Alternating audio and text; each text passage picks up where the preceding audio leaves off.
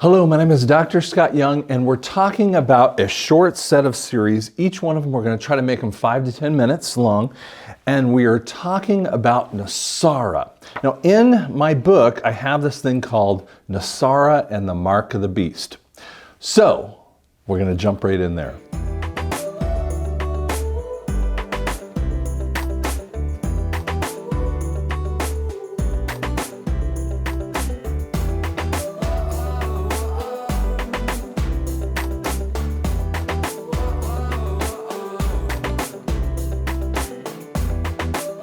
Now, when we talk about NESARA, what we've talked about is the IRS is a foreign entity.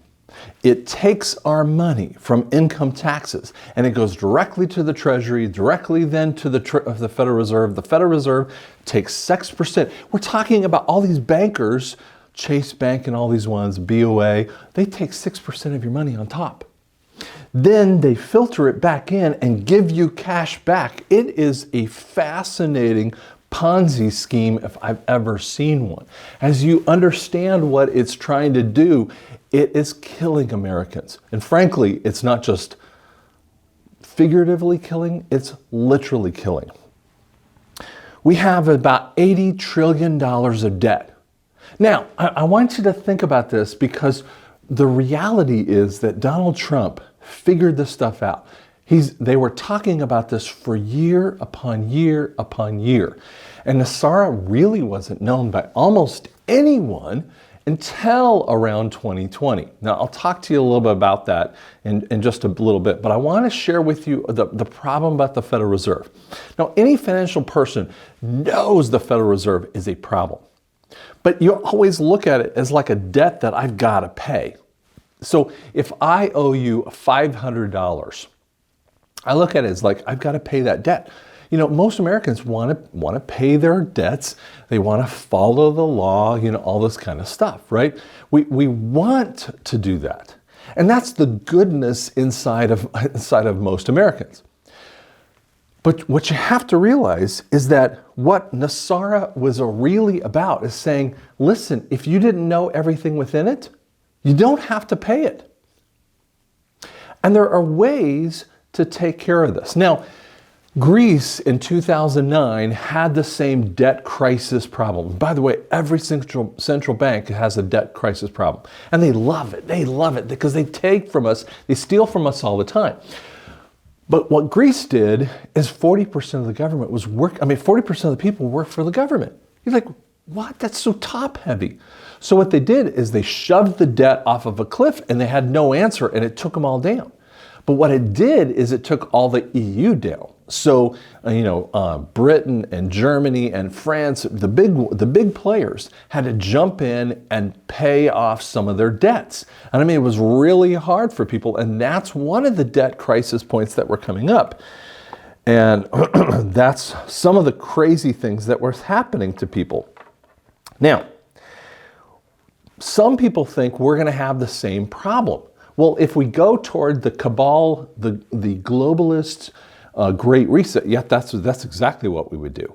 I mean, we would put people in deeper debt slave points. Yeah, they might pay off the $1.6 trillion of student loans and pay off a couple things and then, put you on the succulence of the government, okay, on a monthly basis. But they would create deeper debt than you can possibly imagine, and you would be a slave for the rest of your life. Now, what Donald Trump found is a way to do this based upon a gold standard. Now, people laugh about this all the time. Well, our money, and I get this from financial people all the time, our money is based upon confidence. Our fiat currency that comes from the Federal Reserve, illegally set up, by the way, but no one's paid attention to it. It's like a law that no one's ever looked at until you find the laws in there, and then someone brings it out, and you got to have constitutional-based lawyers, and that's one of the parts of NESARA, is we're going to have a lot of constitutional-based circumstance we're going to have to retrain people with. But here's the point that is the struggle out here. that we've got this law, and we're going to have the ability through the, we don't have to worry about all the crazy things of the fiat currency, because it's just going to be shoved off the map. So guess what Donald Trump did all the way through the COVID crisis? He brought in gold. And I mean thousands upon thousands of tons of gold. There is a huge wealth of gold. And I won't say the family's names because I really don't want to say this on this, but I call them a anti-cabal, okay?